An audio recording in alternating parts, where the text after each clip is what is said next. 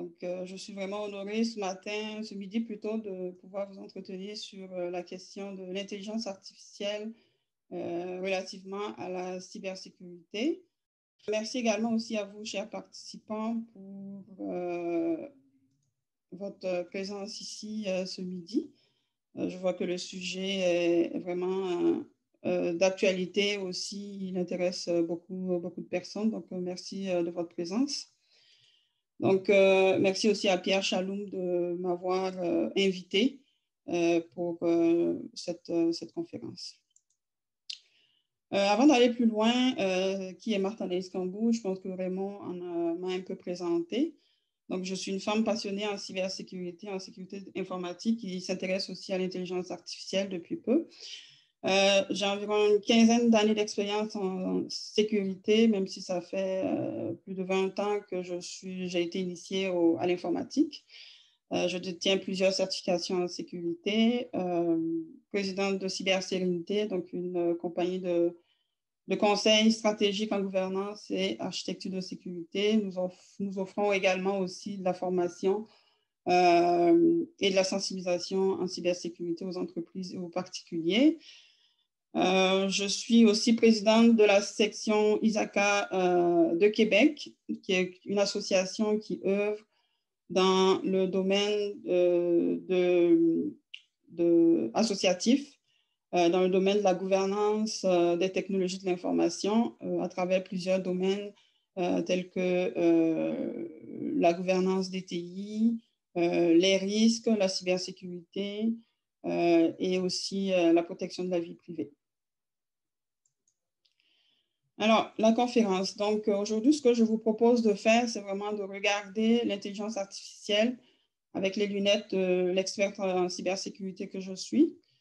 Donc, ce que je vais vous indiquer ici, c'est le fruit de quelques recherches que j'ai pu faire et ça n'engage que ma personne en tant que conseiller en sécurité.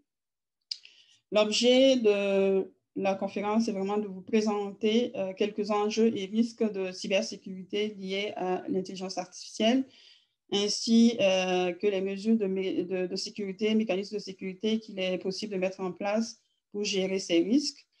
Et je souhaite aussi qu'on discute ensemble d'une démarche que vous pourrez utiliser dans vos projets d'intelligence artificielle pour sécuriser justement vos innovations. Donc, ce qu'on va faire, c'est qu'à travers des questions on va se poser, on va voir quelles sont les bonnes questions à poser lorsqu'on est dans un projet d'intelligence artificielle, donc en lien avec la sécurité, puis aussi les pistes de solutions pour réussir votre projet IA en toute sécurité. Avant d'aller plus loin, je voulais m'assurer qu'on part tous avec la même compréhension des deux concepts qu'on va voir ici aujourd'hui. Donc, l'intelligence artificielle, en quelques mots très simples, c'est la capacité d'une machine d'imiter ou de surpasser le comportement intelligent et les activités humaines.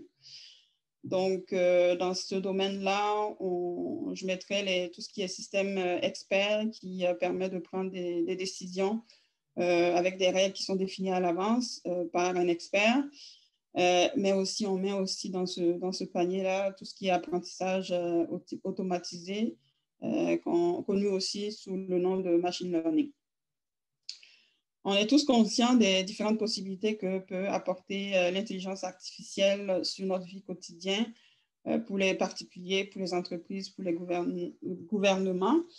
On le voit dans tous les domaines de nos vies. Ça peut être au niveau des sciences, même si c'est pour en lien avec le diagnostic médical. Donc, on voit qu'il y a déjà des applications dans le domaine des sciences, dans les domaines des transports avec les voitures autonomes, dans les domaines aussi de tout ce qui est ingénierie, télécommunications, dans la fintech, dans le divertissement. Donc, c'est une technologie qui est vraiment beaucoup utilisée et appréciée, qui permet de nous faciliter la vie. Cependant, l'intelligence artificielle nous amène aussi des défis sociétaux qui peuvent exister. On peut ne pas être d'accord avec ceux qui sont présentés à l'écran, mais on constate que les systèmes d'intelligence artificielle, ben, s'ils sont peut-être mal calibrés ou la phase d'apprentissage n'est pas assez sécurisée, on peut introduire des biais au niveau de ces systèmes-là qui peuvent amener de la discrimination, des inégalités. Si je prends l'exemple, par exemple, si on est sur une plateforme qui accorde des prêts avec un algorithme quelconque en arrière qui permet de valider le prêt en fonction de plusieurs critères, ben on peut dans cet algorithme avoir des biais qui vont peut-être favoriser ou défavoriser, par exemple, des jeunes célibataires de 29 ans, par exemple. C'est un exemple. Donc, aussi, au niveau de la vie privée, on a des défis à ce niveau-là parce que si je prends l'exemple du machine learning, ça fait référence aussi à beaucoup de données qui sont utilisées justement pour faire les apprentissages. Donc, on peut retrouver des données personnelles, des données de santé. Et si tout cela n'est pas correctement sécurisé, ben, les données peuvent fuiter. Et si je prends au niveau de la santé, pour par exemple avoir une assurance médicale, ben, si mon assureur a la possibilité de voir mes renseignements médicaux, ben, ça vient quelque part comment je veux dire ça peut faire en sorte que j'ai une prime d'assurance plus élevée. Autre défi lié à l'intelligence artificielle, c'est de ça qu'on va parler aujourd'hui, c'est vraiment les risques liés à la cybersécurité. Donc, on va en parler dans les prochains slides. Au niveau de la cybersécurité, la définition qui nous est donnée par le secrétariat du Conseil de Trésor du Québec, c'est la capacité pour un système informatique en réseau de se protéger, de résister à des événements issus du cyberspace, qui est Internet, et qui sont susceptibles de porter atteinte à la confidentialité, à l'intégrité et à la disponibilité de l'information qu'il contient.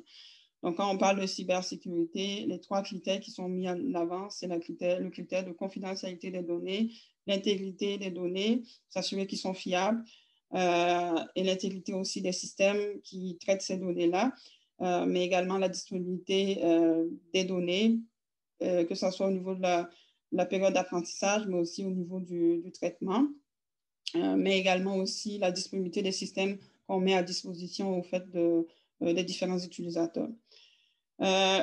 Donc, on met dans le champ de la cybersécurité tout ce qui est en lien avec la sécurité des données, incluant la protection des renseignements personnels et la vie privée. On met aussi dans ce domaine-là tout ce qui est sécurité des infrastructures, donc la technologie, au fait, des machines qui hébergent les données, qui traitent l'information, donc les serveurs, les réseaux, etc. Mais également aussi, on traite de la sécurité des applications, donc parce qu'il y a du code, du logiciel, du code derrière toute innovation en intelligence artificielle. Donc, la portion logicielle aussi doit être sécurisée. Quand j'entends parler d'intelligence artificielle et de cybersécurité, il y a 2 facettes qui me viennent à l'esprit.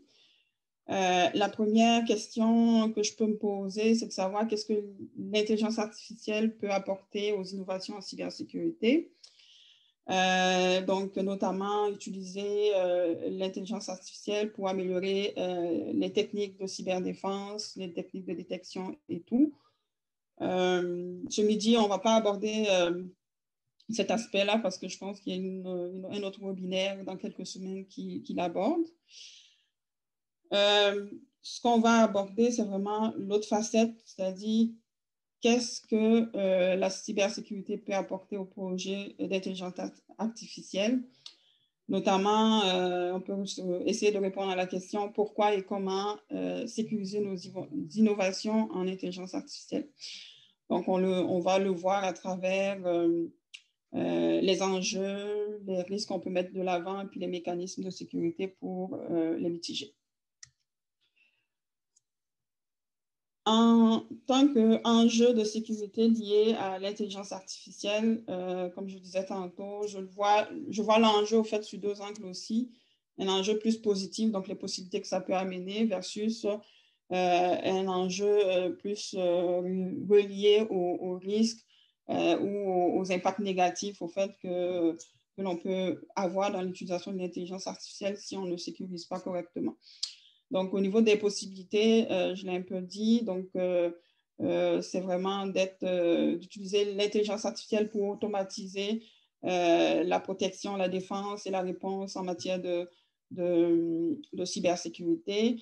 Donc, ça, c'est vraiment une grande possibilité de nos jours parce que les outils de sécurité sont des outils qui collectent de l'information une grande masse d'informations sur les événements de sécurité qui passent dans votre environnement, dans votre plateforme.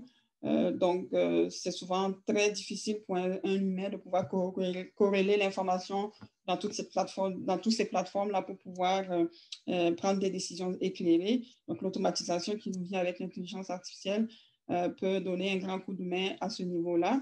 Et aussi, dans un contexte de rareté de main-d'œuvre, surtout en cybersécurité, il y a un manque criant d'experts. Donc, en automatisant, ça permet aussi de pouvoir essayer de nous permettre d'essayer de gagner la bataille contre les méchants, contre les cybercriminels. Au niveau des défis, ce qu'on peut se poser comme question dans un projet d'intelligence artificielle, c'est quel intérêt peut avoir un cybercriminel ou quelqu'un d'interne qui est malveillant d'attaquer au fait notre système d'intelligence artificielle. Donc, c'est vraiment ça. C'est quoi la menace? Quels sont les types de menaces et pourquoi ces menaces-là peuvent exister? Donc, 4 points. Déjà, le premier, ça peut être une question un appât du gain, dans le sens que les attaquants peuvent estimer que les investissements qu'ils vont faire pour atteindre vos données, pour atteindre votre modèle d'apprentissage, peuvent être justement facilement revendus à des concurrents ou au marché noir ou à d'autres entités, d'autres entreprises qui ont besoin justement de ces grandes quantités de données-là. Donc, c'est un investissement rentable qui peut être assez payant pour les attaquants et même aussi pour quelqu'un d'interne, mais aussi qui a quelques problèmes financiers. Le deuxième pourquoi des criminels, ça peut être des défis technologiques. Parce que l'intelligence artificielle, justement, c'est une nouvelle technologie, c'est de nouvelles façons de faire. Ne serait-ce que quand on regarde pour les voitures autonomes, ça peut être intéressant pour certains cybercriminels qui sont plus intéressés par les défis technologiques de pouvoir justement prouver qu'ils ont pu hacker tel ou tel système de telle ou telle compagnie. Ça peut être utilisé aussi par des activistes qui peuvent justement se donner du mal pour pirater votre système ou saboter votre système d'intelligence artificielle pour arriver justement à leur fin, pour se faire entendre, pour gagner gain de cause par rapport à la cause qu'ils défendent. La quatrième raison, ça peut être en lien avec votre concurrence. Donc, vos concurrences, ça peut être, si vous travaillez dans un laboratoire de recherche, ça peut être un laboratoire, un concurrent qui peut être intéressé à votre propriété intellectuelle, donc à ce que vous développez. Parce que le développement de modèles, ça prend du temps, ça prend de l'argent. C'est sûr qu'il y a des personnes qui peuvent chercher des raccourcis. Donc, on voit que la menace par rapport au système d'intelligence artificielle est bien réelle. Donc, voyons un peu quels sont les principaux risques qui peuvent, relativement justement à l'intelligence artificielle. C'est pas tous les risques qui sont là, c'est vraiment les principaux sur lesquels que je veux apporter votre attention, au-delà des risques intrinsèques à la sécurité, donc à l'informatique, par exemple les risques de disponibilité d'un système, d'intégrité d'un système, de confidentialité des données du système. Donc, au-delà de ces risques intrinsèques-là, pour vos innovations en intelligence artificielle, ils peuvent être la cible de détournement de fonctionnement justement de votre système. Donc, le risque de détournement du fonctionnement, c'est vraiment que l'attaquant va tenter de provoquer volontairement une décision erronée de votre application avec des jeux de données qu'il aurait choisis pour duper justement votre système d'intelligence artificielle. On a vu l'exemple, je pense, je ne sais plus en quelle année, à la sortie de l'iPhone X, où une équipe de recherche en fait, a pu débarrer, accéder à un iPhone qui était protégé par reconnaissance faciale plutôt, en présentant un masque qu'ils ont monté de toutes pièces, puis ça a fonctionné. Donc, c'est ce type en fonction de qu'est-ce que l'attaquant a à gagner, il peut être prêt justement à mettre en place les moyens nécessaires pour duper justement votre système d'intelligence artificielle. Le deuxième, donc les risques qui sont liés, par exemple, à un accès non autorisé que quelqu'un va pouvoir obtenir plutôt en dupant votre IA. On peut avoir de la perte de réputation. Par exemple, on peut dire que telle entreprise, admettons Apple, on peut dire, OK, le système qu'ils ont mis en place n'est pas assez sécuritaire. Donc, ça fait que peut-être les gens vont moins utiliser la fonctionnalité. Donc, en fonction du système qui est hacké, on peut avoir une perte de réputation, on peut avoir une perte financière au niveau du propriétaire justement de ce système-là. On peut aussi, donc pour le détournement, je m'arrêterai là. Pour les risques, le deuxième risque, donc c'est le risque lié plus au sabotage de votre système. Ce risque-là, l'attaquant cherche plutôt à empêcher ou à perturber le fonctionnement de votre application d'intelligence artificielle en sabotant justement la phase d'apprentissage. Donc, c'est à ce niveau-là, au fait, l'attaquant va introduire des biais ou des informations erronées. Donc, ici, on parle beaucoup, l'intégrité de l'information que vous donnez pour l'apprentissage est très important parce que c'est ce sur quoi va se baser votre modèle, va se baser votre système pour créer ces modèles. Là, ici, on voit l'exemple, au fait, de compromission en 2016 du chatbot de Microsoft qui avait été conçu pour faire des tweets et qui devait, au fait, représenter un adolescent normal. Ce qu'on a remarqué, c'est que lorsqu'ils l'ont lancé, il y a comme un groupe d'activistes qui envoyaient des requêtes, des messages de plusieurs sortes, donc qui ont permis de changer le comportement du chatbot et qui était devenu vraiment très agressif et très extrémiste là, dans le fond. Donc, ça a été un coup dur pour Microsoft sur sa réputation, mais on comprend que ce type de sabotage, si par exemple on réfère plus, admettons, à un système plus critique, on peut même aller jusqu'à avoir des pertes en vies humaines en fonction du type d'IA qui est derrière, là, surtout quand on est dans le domaine de la santé ou des transports, ça peut être problématique. Le troisième niveau de risque, est relatif à la rétro-ingénierie du modèle. Pour ce risque-là, en fait, ce que l'attaquant fait, c'est qu'il étudie, en fait, le comportement de votre système pour comprendre justement comment votre système fonctionne, pour essayer de rétro-concevoir, en fait, votre modèle. Donc, les impacts qui sont liés à ça ou les exemples que je peux donner, c'est l'attaquant va être intéressé à voler votre propriété intellectuelle, donc voler votre modèle. On peut prendre aussi l'exemple au niveau si on est en cybersécurité. Donc, si votre modèle de défense de cybersécurité est basé sur des automatismes, en rétro-concevant votre modèle, l'attaquant, les cybercriminels pourront mieux comprendre comment vous vous défendez, comment vous basez vos décisions pour, admettons, bloquer tel type d'attaque.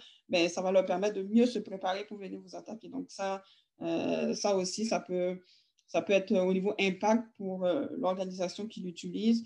On peut avoir des impacts très grands. Donc, parce que l'attaquant, lorsqu'il va accéder à votre système, à votre réseau, en ce moment, il pourrait accéder à des données confidentielles. Il peut aussi mettre à terre votre infrastructure réseau. Le quatrième risque, c'est celui lié au vol de données. Cela peut se faire dans deux situations, dans deux scénarios. Le premier, c'est que l'attaquant envoie plusieurs requêtes à votre système d'IA et en fonction des réponses qui sont données, ça permet à la personne de pouvoir recouper des informations sur votre application ou sur les données justement qui sont utilisées.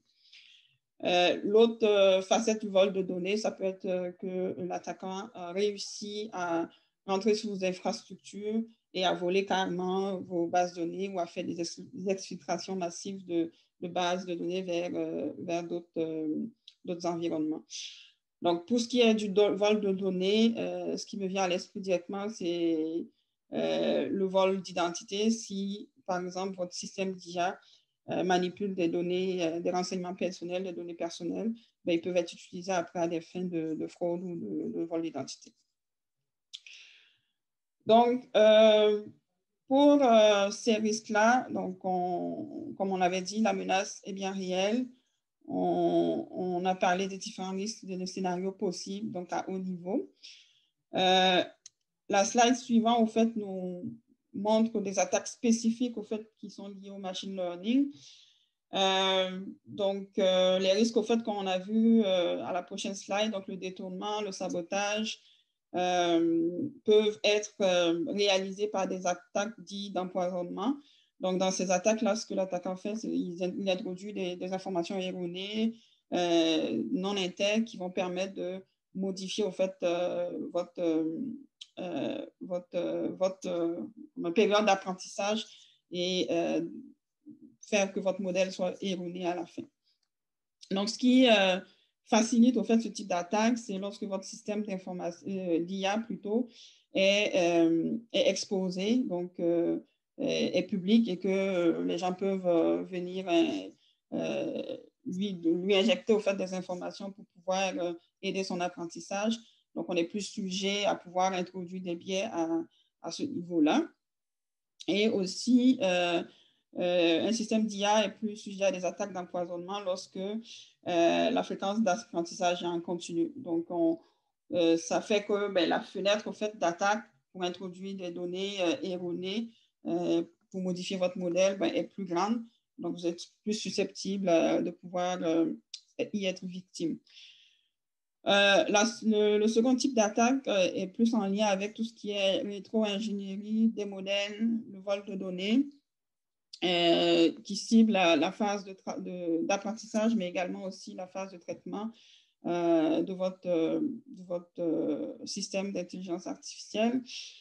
Et donc, ce que je disais pour l'inférence, c'est que ce que l'attaquant va faire, c'est de vous envoyer plusieurs requêtes pour pouvoir justement collecter le plus d'informations possible. Donc, dans ces cas d'attaque d'inférence, pour les éviter, ou en tout cas des facteurs aggravants, si on prend dans l'autre sens, c'est que votre système d'IA soit le moins bavard possible par rapport à ce qu'il donne comme information lorsqu'on lui lance une requête. Parce que plus vous en disiez, plus celui qui fait l'attaque va pouvoir justement recouper le plus d'informations pour comprendre votre modèle. Par exemple, des messages en lien avec la fiabilité des réponses qui vous sont envoyées peuvent permettre aussi justement de faire cette rétro-ingénierie-là. Le troisième type d'attaque, c'est plus en lien avec le détournement aussi de fonctions, mais plutôt pendant la phase de traitement. Donc, votre IA est déjà conçue, vos modèles sont déjà conçus, mais l'attaquant arrive à duper justement votre modèle en fonction de ce qu'il vous donne comme requête. L'exemple le plus parlant, c'est l'exemple justement de la voiture Tesla qui a pu être déviée de sa trajectoire justement uniquement en changeant au fait comment je veux dire ça, les marques sur la route. qui ont permis de dévier l'auto.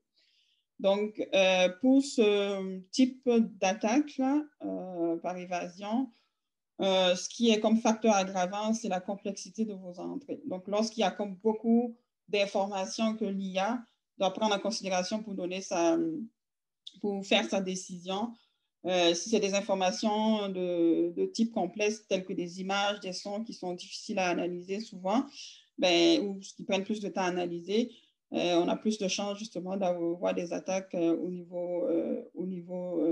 par évasion. L'autre aussi, facteur aggravant, c'est si votre système est disponible, exposé dans le fond, et que sans protection, ça peut permettre de favoriser ce type d'attaque.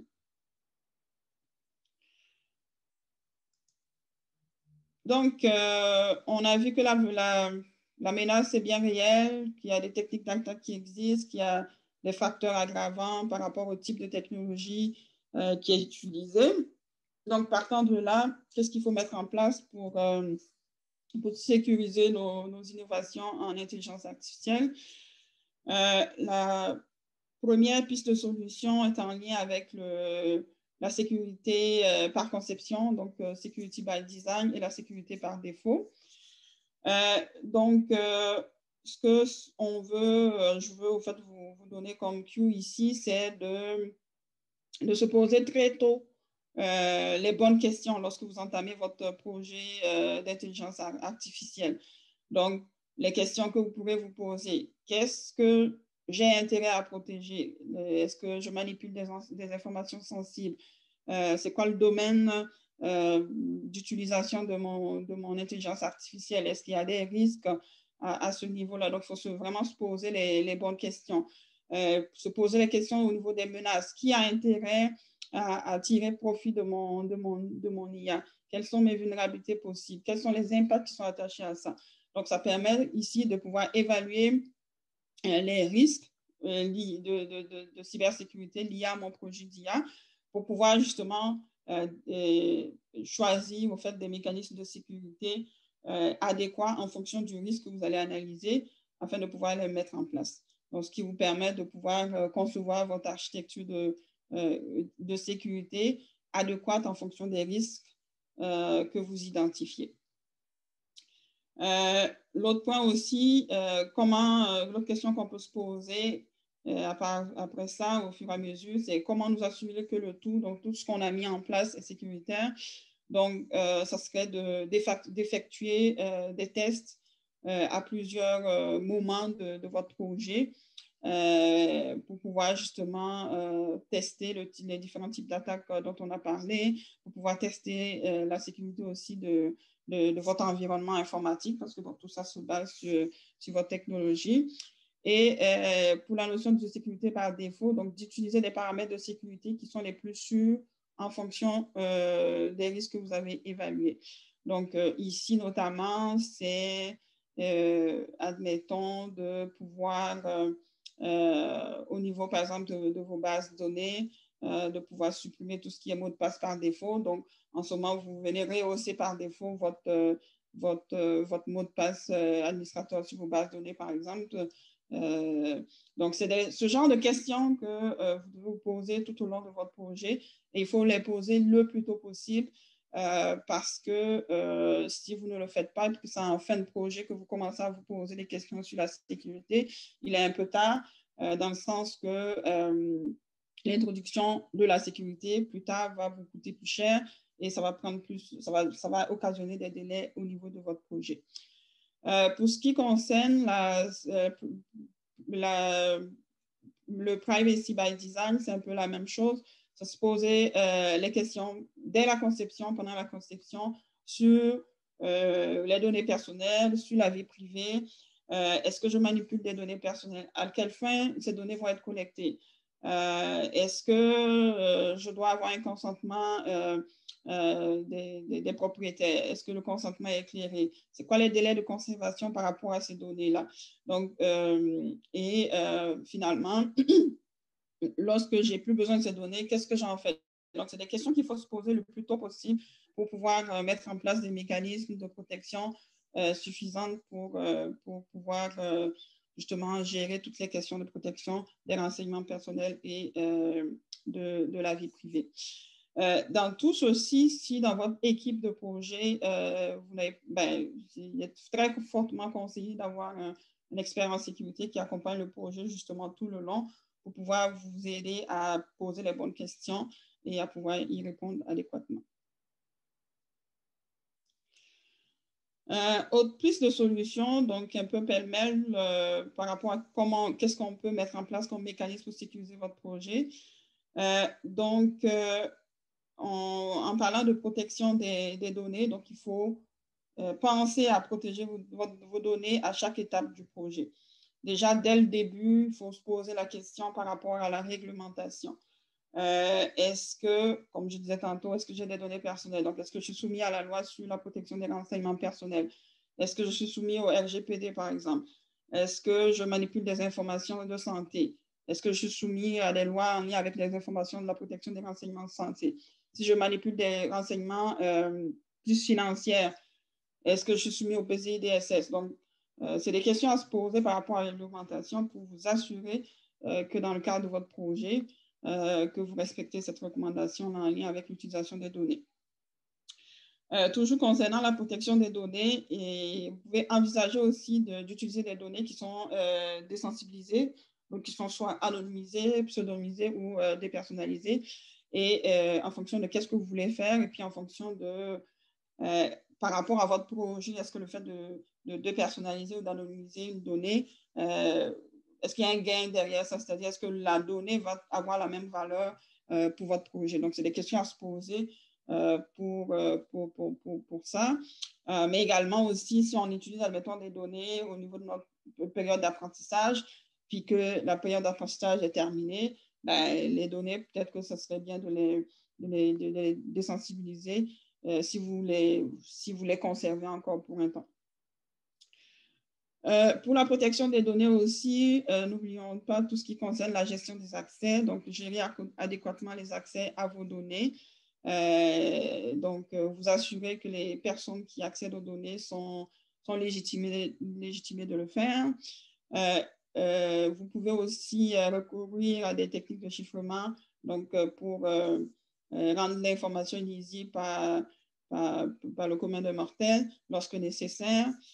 Il est important aussi de sensibiliser vos équipes à la protection des données. Donc, le facteur humain, donc les équipes, les coéquipiers sont des acteurs importants justement pour bien sécuriser votre projet. Donc, il faut sensibiliser les différents, vos scientifiques de données, tous ces gens-là qui sont dans le projet. Ensuite, pour tout ce qui toujours concernant la protection des données, s'assurer justement à la fin de l'utilisation des données prévues, mais de s'assurer de les détruire de façon sécuritaire, donc par des moyens qui existent, qui sont mis de l'avant dans les standards pour pouvoir détruire de façon sécuritaire ces données-là. On a parlé des données, donc on peut parler aussi des plateformes qui gèrent justement ces données-là. Donc, ces plateformes-là sont hébergées sur la quincaillerie, donc sur des serveurs, sur un réseau. Donc, il faut penser à mettre en place des mécanismes de sécurité pour justement sécuriser cette plateforme-là, ne serait-ce que sécuriser physiquement, donc l'accès à votre environnement de travail pour vous assurer que seules les personnes habilitées accèdent physiquement à l'endroit. Sécuriser aussi au niveau de votre réseau. Il y a des techniques qui existent pour le faire.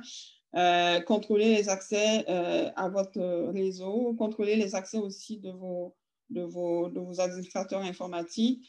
Donc, si un administrateur informatique n'a pas à avoir une donnée quelconque, il faut vous assurer que justement cela est cas et que ces accès-là sont aussi journalisés pour pouvoir investiguer s'il y a un problème. Donc, je vous donne pêle-mêle des pistes de solutions pour sécuriser en fonction de certains points. Mais si dans votre projet d'intelligence artificielle, vous avez un expert en sécurité, cette personne-là serait bien placée aussi pour vous donner précisément quelles sont les mesures à mettre en place en fonction du risque que vous avez évalué. Pour assurer la disponibilité, justement, protéger, vous assurer une certaine pérennité, résilience de votre environnement de données. Ça serait justement de s'assurer de prendre des copies de sauvegarde pour que s'il arrive un pépin, que vous soyez capable de retrouver vos données, etc., etc. L'autre domaine aussi qu'il est important de sécuriser, c'est tout votre processus d'apprentissage, parce que comme on l'a vu dans plusieurs acétates plus haut, c'est que votre processus d'apprentissage peut être la cible d'attaque pour justement soit saboter votre système d'intelligence artificielle ou bien pour le détourner. Donc, il est très important de pouvoir, dans cette période, dans ce processus d'apprentissage-là, sécuriser vos données, contrôler l'intégrité de vos données qui sont injectées pour l'apprentissage.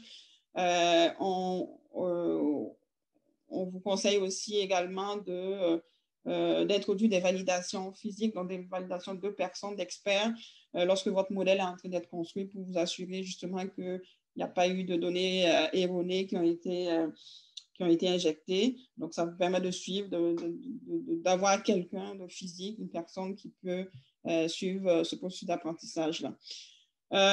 Pendant mes recherches, j'ai aussi entendu parler de certaines méthodes qui permettent de sécuriser l'apprentissage, donc d'avoir des algorithmes plus sûrs que d'autres. Donc, c'est des champs de recherche qui sont ouverts. Donc, si vous avez un projet, si vous voulez sécuriser votre processus d'apprentissage, ça peut être intéressant d'aller voir qu'est-ce qui est mis de l'avant à ce niveau-là. Il me reste encore un peu de temps. Toujours au niveau des pistes de solutions, donc pensez vraiment à sécuriser la couche logicielle, donc l'application liée à votre système d'IA. Pour cela, je vous conseille vivement de recourir à des experts en sécurité applicative qui pourront justement vous indiquer les bonnes pratiques à respecter au niveau du code. Donc, notamment, on a les bonnes pratiques OASP qui existent, qui est comme une série je pense que c'est 13 ou 14, 15 mesures à mettre en place pour sécuriser votre code. Donc, qui permet justement minimalement de pouvoir se prémunir de quelques attaques liées aux applications web. Mais plus précisément, pour sécuriser l'application, il faut maîtriser vos données d'entrée. Donc, ne pas permettre à n'importe qui de pouvoir rentrer n'importe quoi comme requête. Donc, ça vous permet de limiter justement les risques liés à l'empoisonnement. Ça vous permet aussi de limiter les risques liés à, je dirais ça, un déni de service, c'est-à-dire de mettre votre système à terre. Toujours au niveau de la sécurité d'application, c'est des applications plutôt, c'est de fiabiliser vos traitements. Donc, d'entraîner, c'est des techniques qui existent, de pouvoir entraîner votre modèle d'IA à reconnaître les attaques. Donc, le fait de pouvoir l'introduire dans votre modèle, ben, ça permet que le modèle connaît déjà. Donc, lorsqu'il y a ce type d'attaque-là, ben, il sait que c'est une attaque, donc il ne va pas répondre. Et il y a des techniques aussi que j'appellerais redondance de modèles, donc d'utiliser plusieurs algorithmes, plusieurs modèles qui permettent justement de se prémunir aussi contre l'inférence au niveau de la rétro-ingénierie. Si vous utilisez plusieurs algos, plusieurs modèles, ça permet de pouvoir éviter justement, de pouvoir minimiser le risque justement de se faire rétro-ingénierer. Toujours au niveau de la sécurité des applications, de l'application plutôt, donc contrôlez aussi vos sorties. Donc, limiter la verbosité de votre système d'IA, comme je disais tantôt, en dire le moins possible. On le voit, là, je prends un exemple simple là, au niveau d'un mécanisme d'authentification. Lorsque je mets mon mot de passe et mon nom utilisateur, mon mot de passe, le système doit juste me dire que ce n'est pas correct. Là, il ne faut pas dire non, votre identifiant n'est pas correct ou votre mot de passe n'est pas correct. Là, ça m'envoie beaucoup plus d'informations que nécessaire qui peut me permettre de pouvoir attaquer ce petit module d'authentification. Donc, c'est la même chose, on peut le transposer au niveau de l'IA aussi, d'avoir le moins possible d'informations qui peuvent être utilisées. Aussi, dans le contrôle des sorties, on peut mettre en place des mécanismes pour détecter les sorties qui sont suspectes, donc pour pouvoir justement se prémunir des attaques liées à l'évasion. Ce qui peut être mis aussi, qui peut être intéressant, l'exemple ici, la modération et le blacklisting. Je vois l'application au niveau, par exemple, des chatbots. Si, admettons, il y a certains mots qu'on ne veut pas que le chatbot dise, par exemple des gros mots, ben, on peut le blacklister de telle sorte que même s'il y a des attaques qui amèneraient mon modèle à dire des gros mots, ben, moi, le fait que j'ai blacklisté, ben, ça permet d'éviter cette attaque-là. Il y a un autre point que je voulais discuter, c'est relatif à tout ce qui est le recours à l'externalisation, donc recours à des fournisseurs tiers pour pouvoir, dans notre projet d'IA, cela peut être intéressant, notamment avec tout ce qu'on voit dans l'info numérique, qui nous permet de pouvoir aller chercher des capacités de traitement ou des capacités d'apprentissage. Tout ce que je peux dire ici, c'est de s'assurer, donc de bien identifier les risques liés justement à ces fournisseurs externes, à ces tiers-là, et aussi de se poser les bonnes questions sur la propriété des données et de la propriété du modèle. Admettons si le modèle est créé justement hors de votre domaine, sur une plateforme en info numérique par exemple, il faut se poser les bonnes questions et de s'assurer que lorsque vous allez vouloir changer de plateforme, que vous pourrez retrouver vos données et votre modèle assez facilement. Lorsque vous faites aussi recours à l'externalisation, les mêmes mesures de sécurité dont on a parlé plus loin, ben, il faut penser en fonction de l'analyse de risque que vous allez faire, de penser à exiger aussi à votre fournisseur de pouvoir mettre en place ces mêmes mesures ou de pouvoir prouver qu'il met en place ces mêmes mesures ou des mesures plus grande pour protéger justement vos données et votre système. Pour ce qui est de l'externalisation, ben, c'est de s'assurer aussi que si votre client gère, votre fournisseur plutôt gère plusieurs clients, de s'assurer qu'il y a des cloisons entre les clients pour éviter des situations bien malencontreuses, par exemple. Le dernier point au niveau des mécanismes de sécurité, ou en tout cas des choses à faire attention, c'est vraiment vos ressources, donc vos ressources humaines, parce qu'on sait que le maillon faible de la sécurité, c'est vraiment l'humain. En innovation aussi, ben, l'humain peut être un canal par lequel vous pouvez perdre la propriété intellectuelle. Il faut vraiment faire attention à comment au niveau de l'embauche, donc faire comment on dit, du screening, là, du background check. Donc, s'assurer que les personnes que vous engagez sont fiables, sont compétentes et aussi, il y a la possibilité aussi de recourir à des habilitations de sécurité et aussi à des ententes de confidentialité pour protéger vos innovations à ce niveau-là. Il est très important pendant leur contrat de pouvoir les former, les sensibiliser à la cybersécurité. Et aussi, à la fin de contrat, s'assurer que le contrat est mis en fin de façon sécuritaire, que les accès sont retirés et que la personne ne part pas avec vos secrets au fait de fabrication, si je peux m'exprimer ainsi. Je vous avais mis aussi un tableau qui me permet de récapituler au fait tous les points qu'on vient de voir avec les différents types de risques et d'attaques possibles. Donc, en fonction de qu'est-ce que vous avez à protéger, si c'est de l'inférence, ben, vous devez protéger vos données, votre plateforme de data, le processus d'apprentissage, etc., etc. Avant de terminer, je parlerai des processus qui existent pour intégrer la sécurité à chaque étape de votre projet. On a dit que c'était important de pouvoir justement le faire pour s'assurer justement de pouvoir mettre en place ce qu'il faut pour sécuriser votre projet. Il y a plusieurs cas de référence et modèles qui existent pour le faire. Je vous dirais qu'il n'y a pas de bon, il n'y a pas de mauvais. Et puis, ils sont généralement basés sur le même principe de justement penser à la sécurité le plus tôt possible et d'intégrer la sécurité dans toutes les étapes de votre projet. Donc, comme je disais, si vous avez une expérience de sécurité dans votre dans votre équipe. Il vous permettrait justement de choisir le cadre de référence qui vous sied le mieux en fonction de votre cadre de développement. Et aussi, il pourrait mettre en place tout ça avec vous.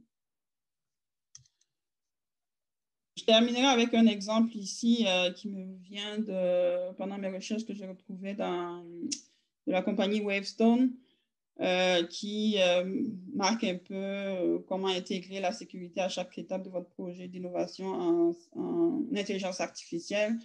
Donc, ça peut être intéressant aussi. J'ai mis la référence à la fin. Donc, vous pourrez aller en regardant cette référence-là, avoir plus d'informations sur les différentes techniques et puis à quel moment les intégrer dans votre projet. Donc, je pense que j'ai un peu débordé. Donc, je vous laisse quelques références.